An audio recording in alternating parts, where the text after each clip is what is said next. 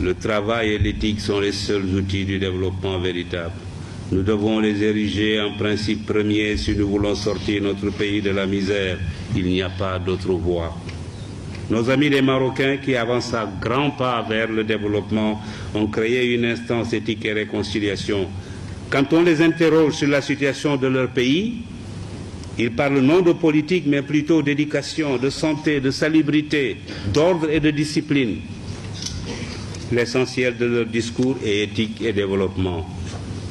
Quand on interroge un Sénégalais, faites-en l'expérience sur la situation de son pays. Il parle de remaniement ministériel, de querelles ou de limogeage politique. Que nos dirigeants politiques m'excusent, mais ils savent tous comme moi que ce n'est pas la politique politicienne qui développe un pays.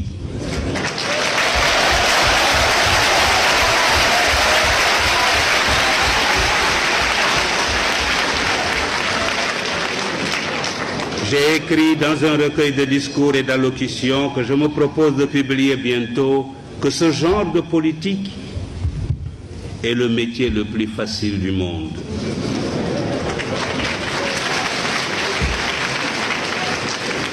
Il ne nécessite ni études, ni apprentissage. Plutôt que d'avoir de grands politiciens, cherchons à avoir de grands médecins, de grands ingénieurs, de grands professeurs, de grands spécialistes de l'économie et des finances, et même des savants. Les pays les plus puissants du monde ne sont pas ceux où la politique est reine. C'est plutôt le contraire.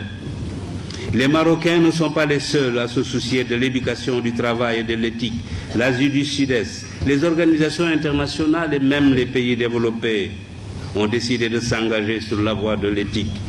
Des comités et des commissions commencent à se dresser un peu partout comme des sentinelles de la vigilance morale sur les routes de la recherche scientifique et technologique, de la gouvernance, de l'entreprise, du négoce, du sport et de toutes les activités humaines. Leur mission consiste à informer, éduquer, prévenir, enquêter, proposer des remèdes ou des sanctions aux organes compétents. L'éthique est désormais enseignée dans plusieurs universités, écoles et instituts. Il nous faut participer à ce mouvement. Il faut alors que dans nos institutions, dans nos organes, nos administrations, nos ateliers et nos bureaux, partout, suivre cet exemple. Il faut que triomphe l'éthique au Sénégal. L'université Cheikh Anta Diop doit donner l'exemple.